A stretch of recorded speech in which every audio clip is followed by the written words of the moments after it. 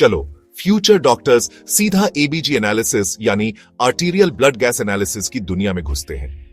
ABGs समझना बहुत जरूरी है कई बीमारियों को डायग्नोज और मैनेज करने के लिए। तो नोट्स निकाल लो और शुरू करते हैं। पहले बेसिक्स। एबीजी टेस्ट से ब्लड में ऑक्सीजन, कार्बन डाइऑक्साइड और पीएच लेवल्स पता चलते हैं। ये वैल्यूज हमें पेशेंट के रेस्पिरेटरी और मेटाबॉलिक स्टेटस समझने में मदद करते हैं। हम एबीजी रिजल्ट्स में 6 मेन कंपोनेंट्स देखते हैं: pH, PaCO2, HCO3, PaO2, SaO2 and base excess. PH बताता है कि खून कितना एसिडिक या अल्कलाइन है। नॉर्मल रेंज 7/35 से 7/42 तक है। 7/35 से कम एसिडीमिया है और 7/45 से ज्यादा अल्कलीमिया। 2.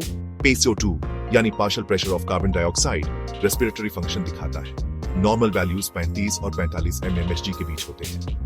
यहाँ चेंजेस रेस्पिरेटरी एसिडोसिस या अल्कलोसिस बताते हैं। 3. HCO3 यानी बाइकार्बोनेट मेटाबॉलिक फंक्शन दिखाता है।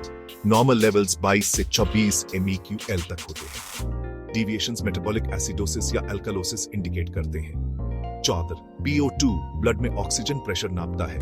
नॉर्मल वैल्यूज 75 से 100 mmHg तक। Page SaO2 oxygen saturation represent करता है, टिपिकली 25% और 100% के बीच। से बेस एक्सेस बताता है कि ब्लड में कितना ज्यादा या कम बेस है। वैल्यूज 2 से 32 तक होते हैं।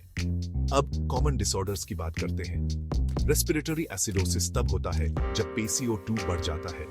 कॉजेज में COPD, ESMA and drug overdose शामिल हैं। रेस्पिरेटरी अल्कलोसिस तब होता है जब PaCO2 कम होता है, अक्सर हाइपरवेंटिलेशन या एंजाइटी की वजह से।